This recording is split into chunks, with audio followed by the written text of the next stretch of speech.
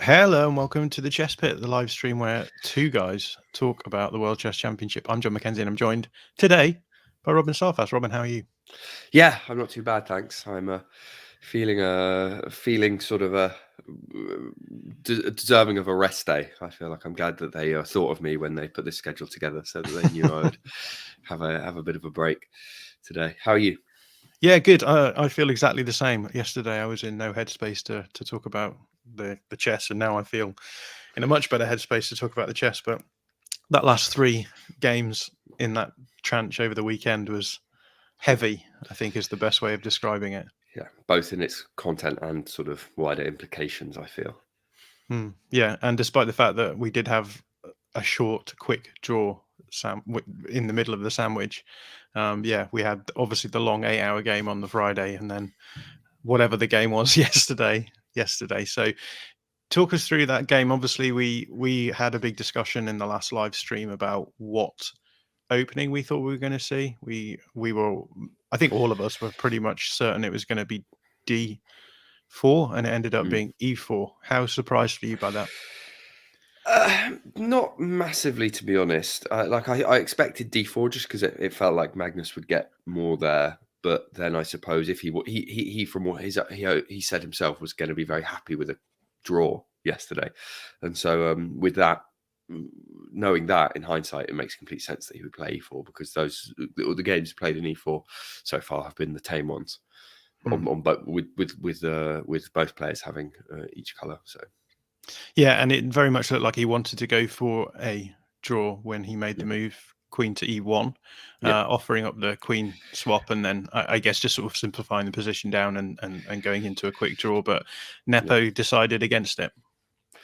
Yeah, I don't. Nepo's protestations after the game seem to be that, oh well, I felt like H5 was a good move, and I felt like it was probably going to be King F8, and then felt like King F8 and stuff. This was after his H5 move. I felt like it was all going to be drawn anyway, so I didn't really. But I think I think it's disingenuous to suggest that he wasn't trying to stir up some chances. But it just seemed to be he was doing so in maybe not going the right way about it. Right, he plays this Petrov, which is a famous sort of unbreakable drawing weapon, and then tries and stir the pot. Doesn't necessarily seem to be the sort of most coherent strategy. Yeah, and I suppose from that point onwards, it goes very much downhill for Nepo. Obviously, I think the big moment of the match is the b5 pawn push that obviously opens him up to just being taken to pieces by the queen. I guess it's worth talking a little bit about the psychology of what's going on. I know it's very hard to talk about what is going through people's minds or the motivations behind what they're doing, etc., etc. And I mean, Magnus came out and said that the reason he played Queen E1 was because his brain was fried and he wanted a quick-ish draw. So, how do you contextualize that sort of cycle?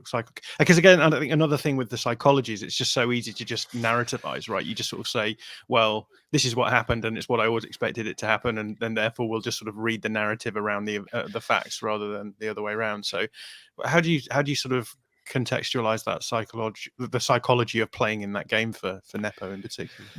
Yeah, I think so. People have talked a lot about Nepo's psychology, right? That's been the big sort of question mark coming into the candidates and coming into this match as well. This idea that he is the narrative that he has previously been psychologically sort of less resilient than other players, sort of psychologically resilient, and also just kind of like physically and sort of mentally resilient in terms of sort of stamina, and that he sort of, as things go on, tends to sort of and then there's a counter narrative to that, which is that in recent times he has sort of addressed that in a very conscious way through the people that he's working with and his approach to the game, and that is actually going to lead to him being far more steady.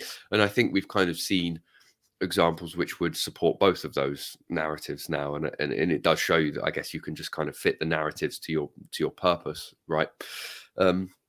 So I mean, his psychology in that game, well, I wonder if it was a case of his tiredness has meant that it was harder for him to lean on the kind of stuff that he has developed in sort of more recent times. If you imagine that there are sort of, I don't know, things he's put in place that allow him to be more even keeled, right, and stuff that maybe at moments of sort of high stress and tiredness, that he finds it harder to do that, and that maybe caused him to sort of lapse into a kind of slightly more reckless attitude that he exhibited during this game, because I mean, the move B5 is just it's sort of a as blunders go, it's like an actual blunder, right? It's not the word blunder, because the moves played at the top level are so consistently good now. Anything that's even sort of a bit inaccurate, people say, oh, he's blundered this, right? But I mean, it's just a simple tactic.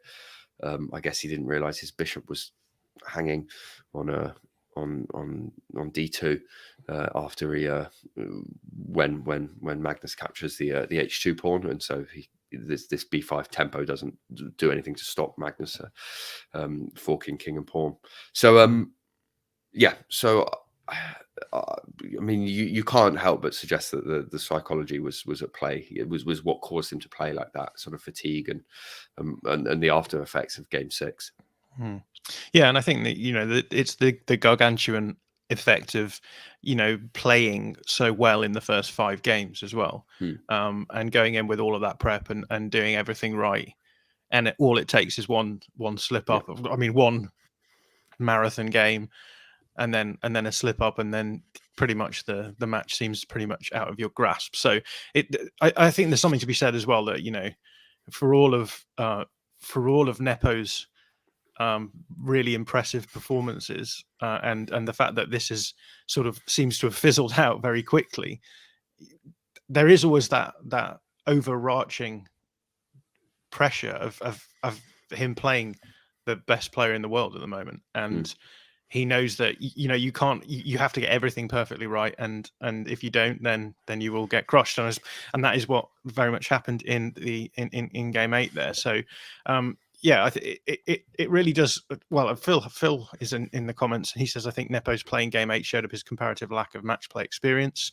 I'm sure that's true. It's not just match play experience, no doubt, World Championship experience as well, which is another psychological crutch hanging over him as well. And then Southern Run says, I understand taking breaks during a game, but I have to say Nepo spending less time at the board than at it was a bit odd to me, which is something that people have been remarking on a lot, which is interesting. So yeah, I guess my overriding desire in talking about what's going on at the moment is to avoid just falling into the trap of just taking the most recent result and running with it, which I think is tempting to do, right? It's tempting when Nepo plays well in the first 5 games to be like, oh, this is a lot closer than people thought, and then as soon as it goes the other way, then you say X, Y, and Z is the case as well. So with that in mind, where do you think Nepo goes from here? Like, what is the World Championship effectively gone for him now? And if that is the case, like, how do you approach it going forward? I mean, you would have to, I guess, ask him that to get a truth, and you never get a truthful answer, right? Because of course he's going to say, well, there's still 6 games to play. I've just got to go out there and try and play the best chess possible. He's got to kind of say all the right things, I suppose, and outwardly. So the question really here is, what does Nepo really believe? Does he believe that he can do it? And this was something that Judith Polgar was asking yesterday. Is there that internal belief? And I think the problem, I think at one game that probably would have been there. I think as I sort of said over the weekend, he always kind of, I think, would have felt like he has to go out and win a game against Magnus, right? So he has to have that belief that he can do that. But now suddenly it becomes, if he wants to avoid to win the World Championship and avoid tie breaks, he needs to win 3 of the remaining 6 games, which seems like something that would be beyond him. So what I hope is that the danger I think that we have here, it felt like a big anticlimax yesterday, because the game was a really nothing game. Magnus won because Nepo's just collapsed a little bit. Basically, it's like a Sunday league match where you've sort of been holding on for, you've played in games, football matches like with me in this sort of set where you sort of you're playing a better team and you're sort of maybe it's 0-0 or 1-0 to this better team through sort of 70 or 75 minutes and whatever, and then suddenly the second goal goes in, and then that's just it. The floodgates just open, and you just sort of the sort of will is gone. And I hope that we don't get something like that, because it would be it would be a shame for Nepo to have worked so hard and actually acquitted himself very well sort of throughout the majority of this match, only for it to then be looked back on as well as was just this complete jobbing, right? And you have to contextualize that. But at the same time, I guess in order, if it's unfair to say that about Nepo, he has to show why it's unfair, right? I think he has to come out and put up a fight. But I would say that I'd be surprised if he really sort of deep believes that he could go and win this game. This sort of brings me on to I was going to bring up kind of. I wonder what it's like sort of being in his team at the moment, right? Like, what do you say if you're Peter Lecco or one of the other people who he's been working with at this tournament? How do you sort of how do you approach this? Do you think? What would you be saying to Jan? Yeah, it's a good question, I suppose. And I guess the thing that you do is you just sort of focus on the strategic and theory side of things. You just, in terms of the overarching narrative of the match, you just have to put that out of your mind and be like, right, what do we do tomorrow? We're going in with white pieces. We need to try and make this count. I guess for them, nothing really changes in terms of what they're supposed to be doing. I'm sure he's got psychologists and people working on maybe the mental side of things as well. So I'm no doubt they'll be doing something different. But I think in terms of his seconds, they'll just be like, doesn't really change anything. We had to win some games. We had to win with white, and that's the sort of context that we're going in on tomorrow. Which I suppose then raises the question, like, strategically and tactically, what do you expect from Jan tomorrow? Do you think we'll see a tearing up of the copybook, or are we going to go back to the Roy Lopez? And because it does seem as though he's not caused Magnus a huge amount of problem in that Roy Lopez, do you think we'll see something slightly different to change things up? To be honest, I have no idea. I think it really a big part of this comes down to kind of what Nepo wants from the rest of this tournament. Does he want to kind of go down swinging and stuff? Because it would be, I think, understandable from a psychological perspective if he just kind of ended up just halving out, right? Just going and saying, okay, I lost, and ending up losing the match sort of 8-6, or I guess it would be it would end up, you'd have to play the 14th game. So it would end up 8-6 at that stage, would it? Is that right? Am I correct there? Yes, it would be. Because you could go to the because you could get to 7-6, right? And then it would, but then Nepo hypothetically could win the last game. So, well, actually, no, it wouldn't, because it would be 7.5. Yeah, it would 5.5. So it would end. Right? So actually, it would end after match 13, and it would be 7.5. So he could just half out and get to 7.5, 5.5, right? And then just say, well, I lost, but it was, it was like fairly even. I lost, there was one epic game, and then the second one, that's just blunders happen and stuff, right? And kind of just get out and not sort of put himself through it a little bit more, but then. I would hope that I feel like he's sort of done this. If he decides to do that, he's kind of done things in the wrong order, right? All he really needed to do was, if he's going to throw the kitchen sink at Magnus, he maybe should have done it, drawn yesterday and done it from one behind, as opposed to sort of leaving himself this man. I think Magnus showed a very good example of understanding, sort of taking every game as, focusing on one game at a time, but doing so in the context of what he needs for the match. And so while he may, he was happy to draw the game yesterday, not necessarily because he doesn't think he can beat Nepo or whatever, but because, he felt, I'm tired, and if I can get through this and stuff, then I'm going to be stood well.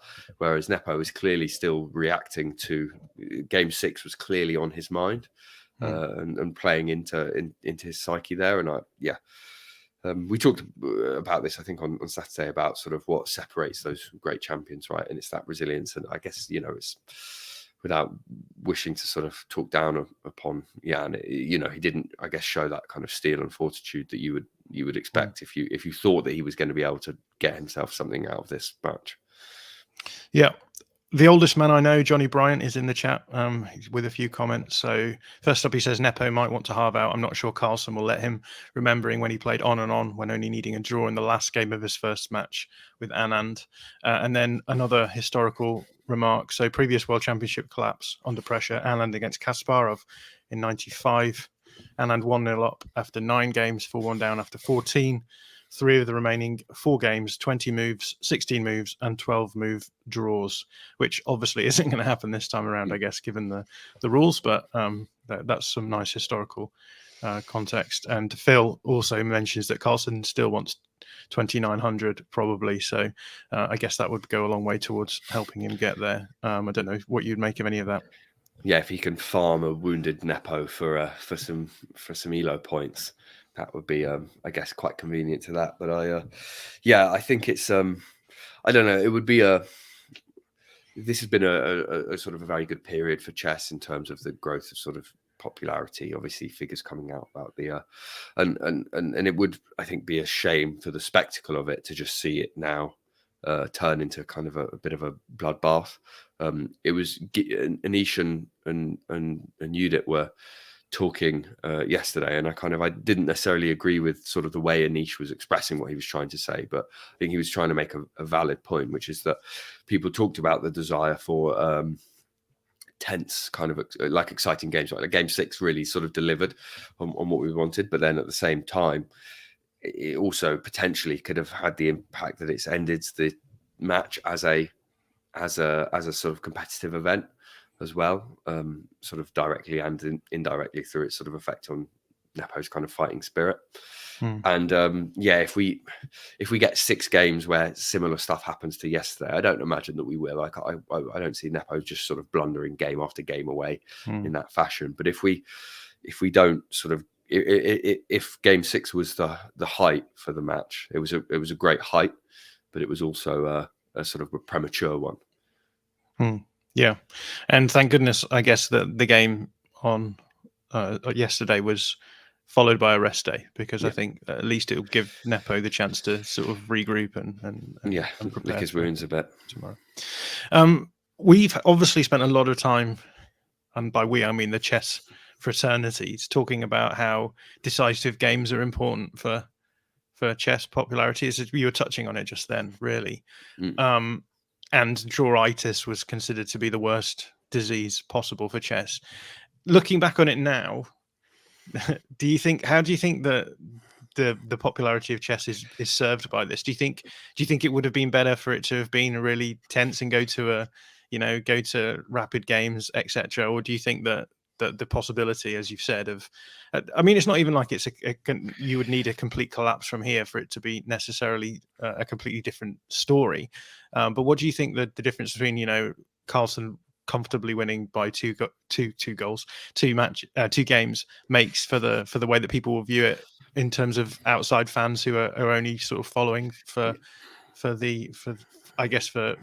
out of on the periphery, I suppose, and thinking about maybe getting into chess? Because I know a lot of people followed Game 6, and I think that was hugely important for chess.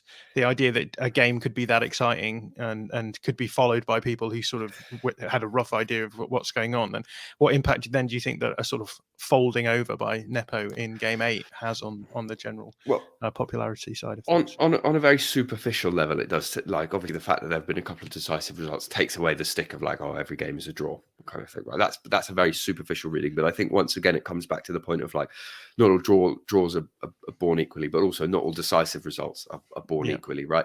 Like the game yesterday, for example, despite the fact that it had a decisive result, wasn't of particularly high quality. There wasn't really much drama or excitement. The drama was limited to it being a pretty weird event that took place. Right? It's just an odd game, and that's painful more than anything, right? That's not better for chess than a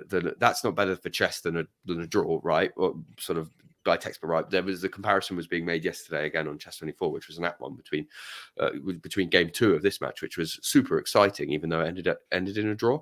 And so I think it's clearly bad for the match even though it's people claiming decisive results are more entertaining or exciting, right? It's clearly bad for the match as a competitive entity for Nepo to have lost that game yesterday, sort of in any fashion, right? Because at 1-0 down, there's sort of the one game down, right? There's the fact of like Nepo's going to have to push a bit here, but he's got 6 games to do it. So then, I can imagine there would be a lot of tension if Nepo did find himself with a bit of an advantage, Magnus down on the clock, something like that, where he is, and is he going to manage to do it or not? Or is he going to level it up and stuff like that? So I think that it introduces a dynamic to the thing, having it not just be draw after draw and then getting to the rapids, I think does as it changes the dynamic, right? It provides some variety. But I think you just have to contextualize it by how actually entertain. Like, the idea should be that you find the chess entertaining, not the results of the games entertaining. Otherwise, you could just look at the scorecard at the end and say and get everything you want out of it, right? The point is, you're supposed to enjoy the games themselves. Sure, it would be, they might be more entertaining if they were more imbalanced, which would possibly also lead to more decisive results. But yeah, so I think that it's just a bit of a I guess a casual take, right, to say that classical chess is just draws and stuff, right? I think if for people who sort of care about chess, they understand why that's not the case. The same with Test cricket, to which it's often compared.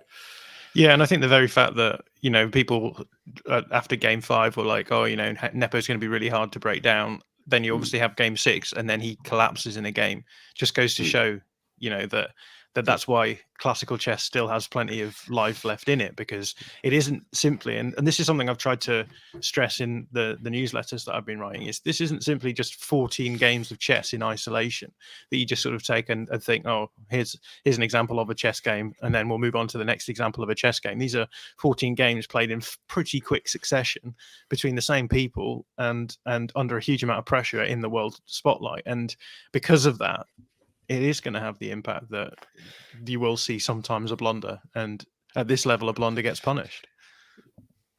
I think what this shows are going back to sort of the psychology of the players. I think that in hindsight, I think people will look back and say that, like, Nepo didn't really pick his spots quite rightly, right? And I think that will play into it. What I don't want it to be looked back on is actually, it was just always kind of completely inevitable that this would happen from the outset, right? That's kind of, I think that's not good for chess if you just get the idea that that it wasn't sort of in any way competitive. Because again, it's so nip and tuck, right? We said this the other day that Magnus does always seem to be on the right side of these things, but at the same time, there were lots of really, dicey moments for both players in sort of games 2 and in game 6, and the result could be completely different based on that. So it's easy to draw too many conclusions about the sort of the players. I think based on that, I think that certainly we can say that game 8 we could be draw pretty hard and fast conclusions about sort of the impact the game 6 had on that, just because there was nothing to indicate that something like that would happen until this moment, right? Yeah, and there's another timeline that isn't that far away from this timeline where Nepo draws game 6 or he wins game 6. And if that happens, then this is a completely different state of affairs.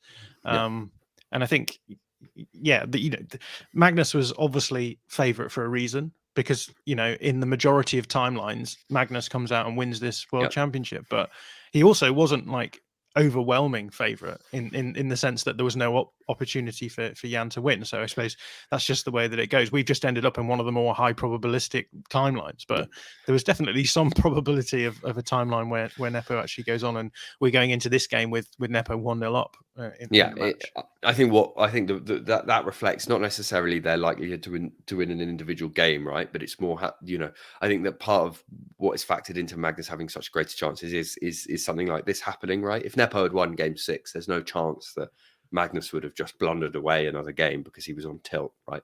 That just wouldn't have happened, right? So you look at it and say that, whereas I guess it factors in the idea that maybe once Nepo is behind psychologically, he's just not going to be able to find it within himself to take over. So I do think that Nepo just he didn't really he needed to, I think, pick his spots better, and I wonder if that's just an experience thing.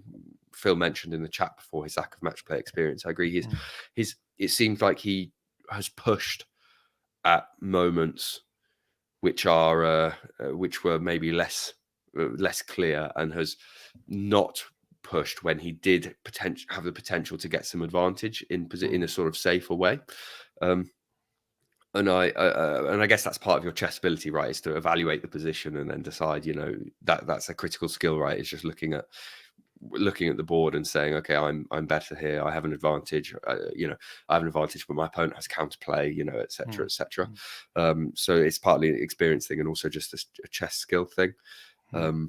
it is a, yeah. But what you said about there being sort of alternate timelines, right? Yeah, Nepo could just find the right couple of moves in that first time scramble in game 6, and then he could have had a pretty good end game. Yeah. And I think that's sort of what it comes down to. And I'm just someone who's hyper aware of not just sort of giving into the narratives and being like, well, this was always going to be the way, etc. I think it's important to recognize the ephemerality of the way that things go. And in certain respects, I think my overarching take from this is that, well, at least we'll probably get Carlsen and Ferrugia as a world championship match at some point, which I think will be one for the ages if it does transpire. Just quickly, that's the narrative take, right? That there's always this young uppercut. The narrative is that has to be a great match, right? You're doing it already, John. I know, sorry, but I do think that will be a good match.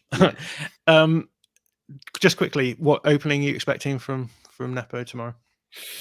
I don't know. I think it's if I make a prediction, right, either it'll be correct and then I'll just I'll have some narrative reason for why that was the case, or it'll be wrong and there'll be some counter narrative, right? There's no, and you could without sort of knowing more about kind of, I guess, Nepo's frame of mind at this stage, it's impossible to say, right? If he just wants to half out, then I would be then E4 seems to be the thing to do, and if he is going to try and come up with something like sort of do not go gently into that good night, then he'll probably play something else. But it's E4. I'd say E4. It just looks like all his preppers that way. I guess that's actually going to be a sort of less narrative-y, more just practical take. If he's played E4 every game so far, so why break the habit of a lifetime?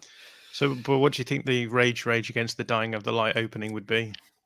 I mean, C4 is the one that you would expect, right? He's played that a fair bit before, and it's just mix things up a little bit. It's going to lead to something that's more stylistic, like the stuff that Magnus has been playing, which is going to, well, I think it may be more interesting to see what he plays as black on Wednesday's game, because he may well, if all of his prep is E4, he might stick with that, and he typically is an E4. That's like his, I think, most prevalent opening anyway. Whereas he has changed his black openings, playing the like Petrov and the Catalan and Queen's Gambit decline stuff. So I would wonder if maybe we would see like a Grunfeld or a Sicilian, perhaps. I think, and I think that, to be honest, is the place to attack Magnus, right? I think it wasn't to play the Petrov and do this weird H5 King F8 stuff. Like, you're sort of, it seems he's like mixing up plans a little bit, which is the sort of a golden rule not to break as a chess player, right? Yeah, although he did defend it, saying, the H5 move is a smart move according to the engines, but I suppose that's just modern chess for you. It's in similar position. I mean, it does make some sense, right? And again, that wasn't the losing move for him. I think that it's easy to just say that, he played like that, it was just downhill from there, right? But I guess it's only afterwards, when he made that blunder, that's obvious that it's perhaps part of a pattern of not making the most sort of discerning choices. Yeah, or trying too hard, I guess. What do you think in terms of the opening? Yeah, good question.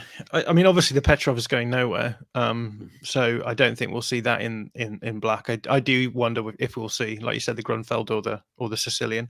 It would be, I think, fun to see one of those two coming out. In terms of white, yeah, I guess it depends on how he's feeling. Like, if he's still beaten up from the last tranche of games, then maybe he will just go into the Roy Lopez and just, or maybe he's got a novelty in the Roy Lopez up his sleeve that he just wants to bring. Maybe they've just got a high risk novelty that they want to try in that as well, and they'll just go for that. But yeah, I'm no expert on the theoretical side of things, so we'll leave it to see how it goes, and then we'll counter narrate why it happens. Should we maybe, just before we sign off, just talk for a few minutes about Magnus, because I feel like obviously the focus has kind of understandably been on Nepo, because it's especially with after game 8, right? That's clearly obviously down to Magnus just basically had to show up, right, to get the win. But how do you think he'll be? What do you think he'll obviously be happy that he's sort of in an extremely strong position in the match, but what do you think his approach will be going into this? I wonder what he's sort of expecting from Jan for the rest of the match. I think it's interesting because I felt in the early parts of the match, Magnus was sort of out of his comfort zone a little bit. It felt as though he was doing stuff that he doesn't usually do, and is in positions where he wouldn't be his sort of natural comfort zone. And I think since Game 6, he's just been way more relaxed. And I mean, even in the game, like you say, any super GM, any GM would have easily crushed in that end game. But I just wonder how much it's going to be the case now that he just is relaxed up, and that will make a big difference in the way that he goes into this. And because I think maybe I'm post narrating this, but it felt to me very much like he was super concerned about not having won a decisive game in ages, and there was that question in the press conference about what he'd want to be remembered for, and he said, "I'd like to be remembered as someone who won a decisive game after 2016." Like, okay, that's a funny joke, but it's also clearly one of those jokes that reveals a lot about the person making it. And I just wonder now how much relaxed Magnus is gonna just crush even harder. I don't know if you have any thoughts on that. Yeah, well, I don't think, to be honest, Magnus kind of is quite a straight talker, and I don't think he's one to necessarily sort of, toe the party line. Like, I can imagine a lot of players, if they won, in this fashion that Magnus had done, saying, "Oh well, kind of a win in the match is a win ultimately." Getting all the draws and then winning the Rapids. I retain my title. That's fine. I think it's sort of quite refreshing that Magnus is probably quite open about the fact it's like, I do want to go and win games. He's obviously extremely competitive. He thinks he's the best, and so he thinks he should be winning even at this level. I do like, obviously he was extremely elated after Game 6 and stuff. He put out a tweet basically, just saying yes, sort of celebrate. But I wonder if obviously it was weird coming away from a game like yesterday where you kind of, he must to a certain degree he must feel for Jan, right? Like, historically they're friends, and they've they've a lot of obviously shared experiences, and Magnus must empathize with him, but obviously he is a seasoned, iron-willed competitor, right? He won't take his foot off the throat. But walking away from that, it's hard to go and like celebrate like that in the same kind of way, right? Sort of, it's a bit like it's sort of, well done, mate. He's 12 years old, kind of moment, right? Like, it's like, yeah, well, he like, if Magnus is celebrating too hard, it's like, well, he just basically gave that to you, right? It's I guess the point is, though, that he goes into the rest of the match now, just knowing that he just needs to play solidly and then do that thing that he does, which is find slight advantages and just build on them. And that's why it's going to become so hard for Jan from here on in, because it was Magnus taking those risks in the first few games. He was like happy to go up or down and see if he could get an edge that way. And when it didn't work out, it was sort of looking like it might not work out. And I think now he'll just play solid chess, grind away at those little advantages, and the pressure will be on Jan to try and find the dangerous novelties, I suppose. Yeah, he can counterpunch, right? He can basically say that Nepo's got to imbalance these games a little bit, and that Magnus can then sort of can you use that to his advantage. Although, again, I want to push back a bit on the narrative that the kind of chess that Magnus was playing earlier was super sort of like risky, or right, like, again, he's giving up, those sort of like the Marshall Gambit is you're giving away a pawn or whatever, but it is known as a sort of a drawing weapon. Like, I get what you're saying. Like, it's obviously, he's not playing completely like sterile, symmetrical positions, right? Like, he's not just trying to like just take all of the bite out of it. But I don't think that's what he would want to do anyway, because he needs that little edge that he can then chew over. But I think that, but yeah, I do. So I imagine that we might see similar sort of stuff from Magnus to what he's played before, right? These anti-Marshall lines, if Nepo keeps going with E4. I think the more interesting question will be what happens with the other games, with Magnus's white games, because there's no need for him to risk anything now. But at the same time, I think if he scents blood, then he'll go for it. So do you think he may be encouraged to go D4 now to avoid maybe opening himself up a little bit more? I don't know. I think we'll have to wait and see. I wonder now. how this will sort of thinking ahead. You mentioned Faruja there. What do we think for sort of? Do you think this experience will ultimately be good for Nepo? Yeah, I guess it depends on how he comes out of this in competitive terms. Like if he does well in the candidates again, because the candidates is swinging around so quickly, right? Yeah. And I think almost with Nepo, like because you get into that cycle when you're in the World Championship, when you've won this candidates, it just feels as though you don't see the chess player on face value as much, maybe. So it's hard to know, I think, for Nepo, like how he's going to match up with everyone else in that sort of top 5, top 10 in the world. And I think that's what I'm interested in, because it feels as though this was a big step forward for Nepo. And the question is, if you're going to have that narrative, which is, oh, you know, he sorted out a lot of things peripheral in his life, made chess a lot more central, worked a lot harder, are we then going to see him becoming a very strong top 5 player? Or is this experience of having failed in the World Championship and failed in the way that the manner he's done, assuming that the match stays roughly similar to this, does that mean that we then see him sort of dropping off and taking, like, you know, falling back into his old ways? And again, this is hugely narrated and anecdotal and circumstantial, but I think that's what I'm really interested in seeing. Is he going to step up from here and become one of those solid players in the top 5 who I think you can differentiate from the rest of the top 100? You know, they are the next level up. They are the really super GMs, or not? Yeah. So he's I guess it's not even a top 5. Like, will he elevate himself into that sort of? You know, it's basically Caruana, Ding Liren. I guess you'd probably have to put Alireza Firouzja in there now at the moment, right? It's kind of like those 3 who are really seen as, and then there's a kind of next tier of you know, your Anish Giri, Wesley So, etc. MBL. But I guess MBL is he's a funny spot right now. Yeah. But and you can and we can obviously, you can debate these tiers however much you want, or you could maybe just say it's Magnus and then everyone else, right? But I think that at the moment, Nepo can't be enjoying the tournament, right? Like, he just looked in like pain in game 8. Like, it was painful to watch, and I'm sure it was painful to play and stuff. And so I think how the remainder of the match goes could really impact that, because I think if he just has a sort of horror show for the rest of the match, I think he might just, you know, it'd be easy to say, to be honest, right? Like, I tried, right? I did all that stuff, really worked in my game, really devoted myself to chess for a bit, and I got there and I wasn't actually like able to do it, right? And I tried and it didn't work out, and that's kind of fine.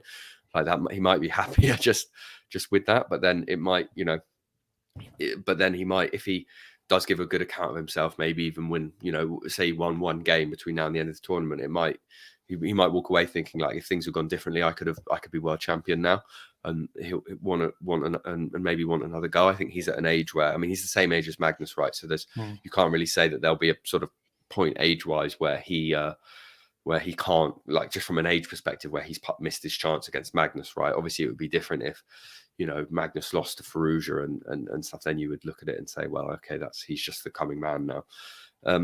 So I think it's going to be the next sort of World Championship cycle is going to be really interesting. Although I guess we should avoid sort of focusing on it too much while there's still a match going on.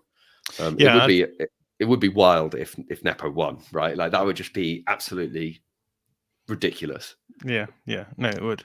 And I think it would also be wild if Nepo wins the next candidates as well.